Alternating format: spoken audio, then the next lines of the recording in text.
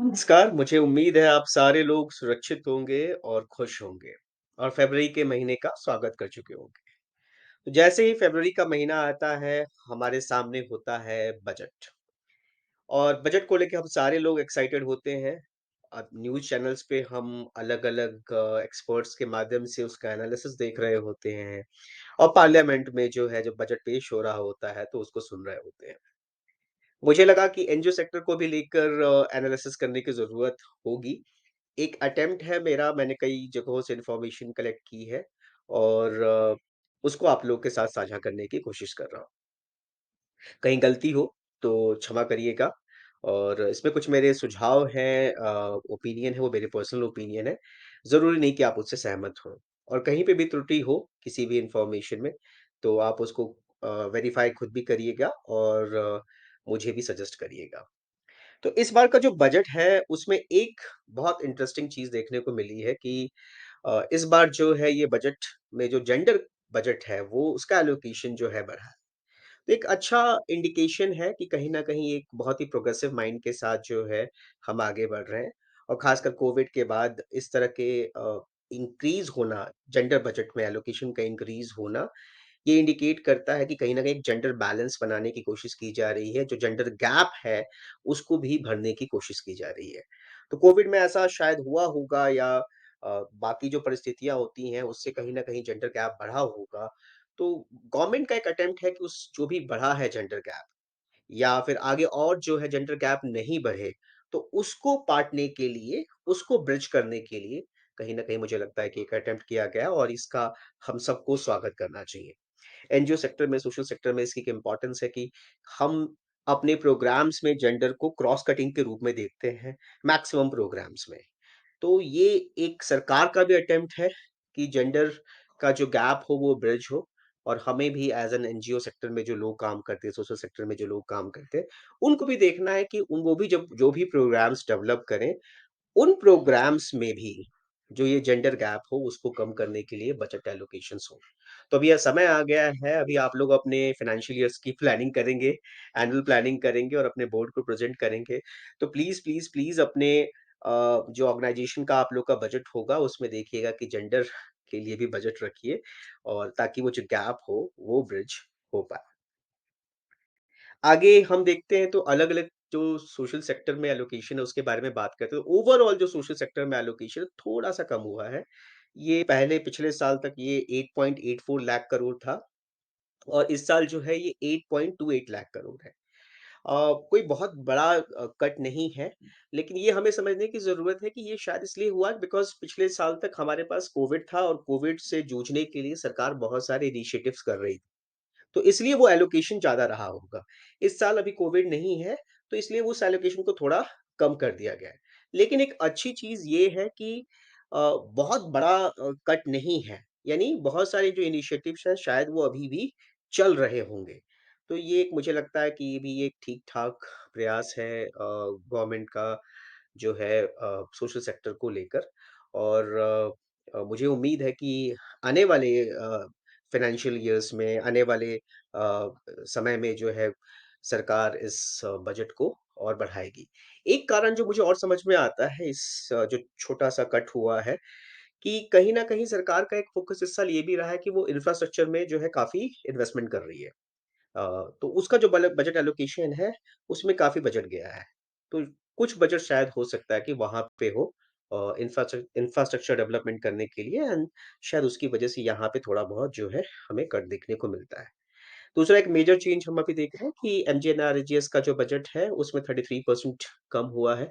मेरा यहाँ पे एक ही चीज़ कहना है कि हम इसको बहुत नेगेटिव वे में ना लें, बल्कि हमें ये देखने की ज़रूरत है कि हम इस प्रोग्राम को और कैसे बेहतर बना पाएँ। तो मेरा एक सुझाव यहाँ पे ये रहेगा कि कहीं न कहीं टेक्नोलॉजी का अगर हम प्रयोग करते हैं इसके अंदर और स्ट्रेंथन करने की इस प्रोग्राम को टेक्नोलॉजी के माध्यम से, specially tracking of program, payments को और स्मूथ करने की और फास्टन करने की, तो मुझे लगता है कि ये का प्रोग्राम हो सकता है। जैसे कि हम देखते हैं कि बहुत सारी जो कंपनीज़ हैं आजकल जो गिग इकॉनमी या टेक्नोलॉजी के माध्यम से काम करती हैं, जैसे उबर, ओला या बाकी और उनके पेमेंट बहुत फ़ास्ट होते हैं या कोई प्रोडक्ट कोई बेच रहा है किसी मार्केट प्लेस पे, तो वैसे हमें देखना है कि पेमेंट अगर फ़ास्ट हो पाए हमारा एमजीएनआरईजीएस के अंदर, तो मुझे लगता है कि एक बहुत बेहतर प्रोग्राम बन सकता है और कहीं न कहीं टेक्नोलॉजी के माध्यम से ट्रैकिंग अगर इस प्रोग्राम की और बेहतर हो पाए, this could be one of the best program ये आगे बन सकता है। इसके अलावा जो गवर्नमेंट एक अच्छा चीज़ किया है, तो वो किया है कि इस बार आप देखेंगे तो एग्रीकल्चर, हेल्थ और एजुकेशन के जो बजट एलोकेशन है वो इंक्रीज़ है। तो कहीं न कहीं ये जो है कम्युनिटी के लिए जिन कम्युनिटीज़ के साथ हम काम करते हैं उनके लिए एक राहत की खबर है और बहुत ही बेहतर स्टेप है सरकार का और हमें इसका स्वागत करना चाहिए। ये आप देख सकते हैं मेजर एक ओवरऑल जो मिनिस्ट्री ऑफ रूरल डेवलपमेंट को बजट एलोकेशन हुआ है और उसमें से जो है 60,000 करोड़ जो है एमजीएनआरईजीएस प्रोग्राम स्कीम के लिए जो है बजट एलोकेट हुआ है। अब आ जाते हैं कुछ कंप्लायंसेस को लेकर जो चेंजेस हुए हैं तो सरकार जो है थोड़ा-सा स्ट्रिंजेंट दिखाई दे रही है कि आप अपने जो आईटीआर या बाकी चीज़ें फाइल करते हैं उसको डिले बिल्कुल मत करिए। ये आपके लिए बहुत मुश्किल भरा हो सकता है। हो सकता है कि आपके अगर आप और जो भी आपके रिन्यूअल्स हैं उसको एकदम टाइमली करिए, नहीं तो हो सकता है आपके जो टैक्स एग्ज़म्पशन के सर्टिफिकेट्स या लाइसेंसेस मिले हैं, वो आपसे विथड्रॉ कर लिए जाएँ। दूसरा सरकार ने एक एक लेकर आए हैं जो यहाँ पे हम बात करते हैं 85% की कि अगर वो ट्रस्ट जो कि अभी लोकल फंड किसी और ऑर्गेनाइजेशन को दे रहे हैं, तो जो टैक्स एग्जेम्पशन होगा वो 85% ऑफ फंड पे ही मिलेगा। 100% ऑफ फंड जो किसी को आप ट्रांसफर कर रहे हैं लोकली, तो उस पे नहीं मिलेगा। तो ये कहीं न वैसे भी हम देखेंगे कि अ सितंबर 2020 से जो है ये 2020 में सितंबर में गवर्नमेंट नोटिफ़िकेशन लेकर आई थी कि आप एफसीआरए की सब ग्रांटिंग नहीं कर सकते हो। तो यहाँ पे ये जो अभी बची हुई थी लोकल फंड्स की सब ग्रांटिंग, तो उसमें भी ये एक चेंज लाया गया है कि जो 85% आप ट्रांसफर होगा फंड, उसी पे जो है आपको टैक्स एग्जेम्पशन मिलेगा, पूरे 100% पे नहीं मिलेगा। तो यानी अगर आप किसी को ₹100 दे रहे हो ट्रांसफर कर रहे हो, तो जो टैक्स एग्जेम्पशन होगा, वो सिर्फ़ 85% पे ही यानी ₹85 पे ही टैक्स एग्जेम्पशन होगा। तो एक मेजर चेंज है कंप्लायंसेस को लेकर।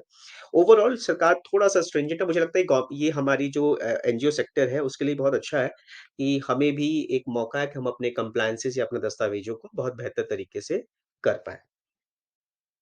तो अब इस बजट के साथ हम आगे कैसे बढ़ें? तो आगे बढ़ने के लिए हमें देखना है कि हमारे प्रोग्राम्स जो हैं वो जेंडर इंक्लूसिव प्रोग्राम्स पे थोड़ा हम फ़ोकस करें। कहीं न कहीं जो है हम करते हैं बट और उसको थोड़ा और मजबूती से करने की कोशिश करें। अपने हमारे जो कंप्लायंसेस है उसको रेगुलर बेसिस पे चेक करते रहें, कब रिन्यूअल है, कब फाइलिंग करनी है। ये नहीं कि आपने एक बार किया उसके बाद सो गए। अपने आपके जो फाइनेंस टीम है, आपके जो सीए हैं, उनको जगाते रहें और जो है ये देखें कि कोई भी डेट आपसे चूकी नहीं। मतलब कोशिश करिए टाइमली भरिए अपने कंप्लायंसेस को, रिन्यूअल्स को टाइमली सबमिट करिए। अ, वो कहते हैं ना कि अ, नज़र हटी, दुर्घटना घटी। तो अगर आप नहीं सावधान रहेंगे तो हो सकता है कि आप जो काम करना जा रहे हैं उसमें टैक्स एग्जेम्पशन या बाकी जो आपके सर्टिफिकेशंस है उस पे आपको दिक्कत आ जाएगी अगर आप सही समय पे फाइलिंग्स या रिन्यूअल्स या जो भी कंप्लायंस है उसको नहीं करेंगे। तो ये एक बहुत इम्पोर्टेंट चीज़ है। दूसरा है कि कहीं न कहीं फ़ोकस है गवर्नमेंट का सोशल सेक्टर को लेकर एक बहुत मजबूत फ़ोकस है। हमारा भी काम ये होना चाहिए कि हम कहीं न कहीं जो सरकार की प्रोग्राम्स है, स्कीम्स है, उसके बारे में लोगों को अवेयर करें और बताएँ कि ये प्रोग्राम्स हैं, ये इनके बेनिफिट्स हैं। लोगों तक उस प्रोग्राम और उस बेनिफिट्स को हम बारे में जो जानकारी है उसको पहुँचाने में एक अहम भूमिका निभाएँ। एफसीआर और लोकल फंड्स को प्लीज़ अलग करके रखें। मिक्स अप करने की कोशिश ना करें। अगर आप मिक्स अप करोगे, आप कहीं न कहीं जो है ट्रबल में आ जाओगे। तो पढ़ते रहें, जो पढ़ेगा वही आगे बढ़ेगा। बहुत ज़रूरी है, आप अपना बहुत अच्छा काम करते हैं, बट काम के साथ-साथ जो है आपको पढ़ाई करने की भी ज़रूरत है। तभी आप एक बेहतर सोशल सेक्टर प्रोफेशनल बन पाएँगे। पैशन बहुत ज़रूरी है, बट पैशन के साथ-साथ समझदारी भी ज़रूरी है और कंप्लायंसेस, आपके प्रोग्राम्स क्या चल रहा है सेक्टर में, उसके बारे में भी जानकारी रखना बहुत ज़रूरी है। तो छोटा-सा वीडियो है, अगर कोई गलती हो प्लीज़ क्षमा करिएगा और आप भी इस बजट को पढ़िए और I will be happy to see if any one of you could share your opinion, your view on this budget. धन्यवाद।